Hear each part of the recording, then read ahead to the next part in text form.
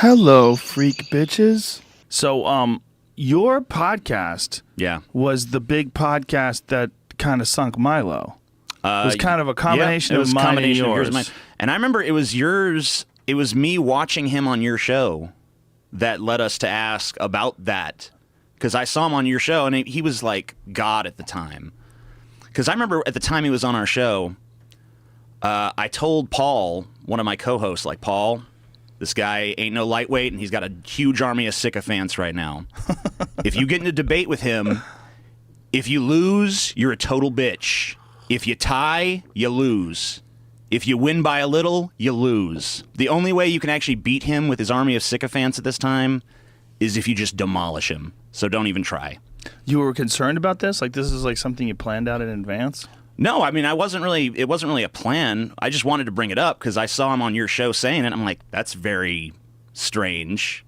I kind of knew where he was coming from. Sure. Because I knew that he had had experiences, like sexual experiences when he was younger. Yeah. And he was kind of, I think he was trying to trivialize them and turn them into humor. Yeah, I mean, his way of dealing with it or whatever, say like, it was mutual between me and the priest. I was molested by a priest, but I was into it, so it was cool. Well, he's like, I was the predator. Yeah. Yeah. Like he seduced the priest, you know? Yeah. It's kind of hard for me to imagine a 13-year-old boy, no matter how flamboyantly gay or sexually aggressive, jumping the priest's bones or something. Mm-hmm.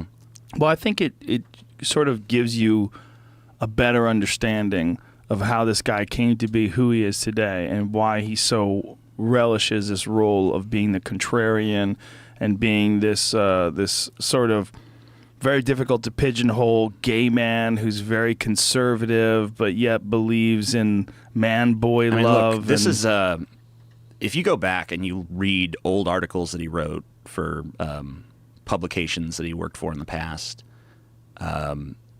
there was a lot of stuff like, we're going to take on bullying on Twitter, and we need to make a safe space for people online.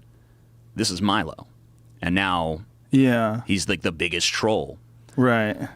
I mean, we talked about Milo last time I was on your show, and you told me, you kind of put the seed in my brain like, he's kind of like fake.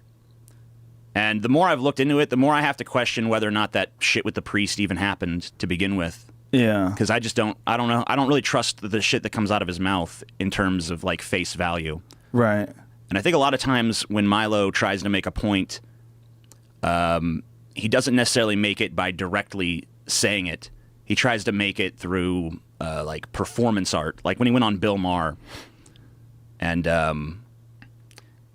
he's doing this whole flamboyant gay conservative thing because he wants the liberal Bill Maher audience to be like, boo, boo, because it's like, look, what hypocrites. They say they accept gays, but the second you don't toe their line, what they obviously like is people who toe their line, not gay people.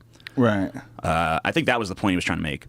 I thought it was funny, too, how Bill Maher the next day after Milo's scandal broke was like, I took him down. It was me. Was he saying that? Yeah, it was like, I took him down. It's like, dude, you compared it. You said he was the next Hitchens when he was on your show. Wait a minute. He really said he took him down? He said, I took him down. No. I took him down. Oh, he's a fool. That's such a foolish thing to think.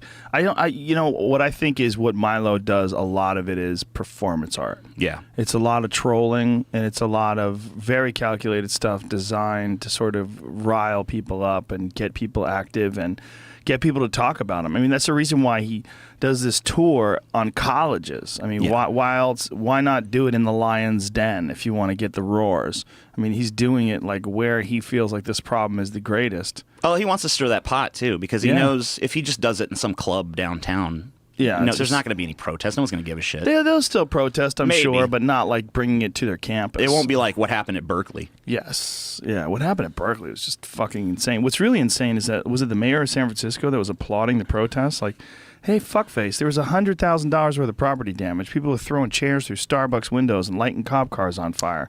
Like, this ain't good. There's been articles on, like, the Huffington... I almost made a video about this article on the Huffington Post, actually, that was basically like... violence is as valid a reaction to Trump as anything. That's like, Wow, you're literally just advocating for violence, and you think you're so enlightened. Yeah, it's completely foolish. It's like it goes, once things aren't going their way, it goes against everything they've stood for before. What about kindness? What about compassion? What about treating people with love? What about facts? Well, that's and okay when they're in information? power. Exactly. That's okay when they're in power. Yeah. But when someone else is in power that they don't like, it all kind of goes out the Well, it window. kind of goes both ways, though, doesn't it? Oh, yeah, it definitely.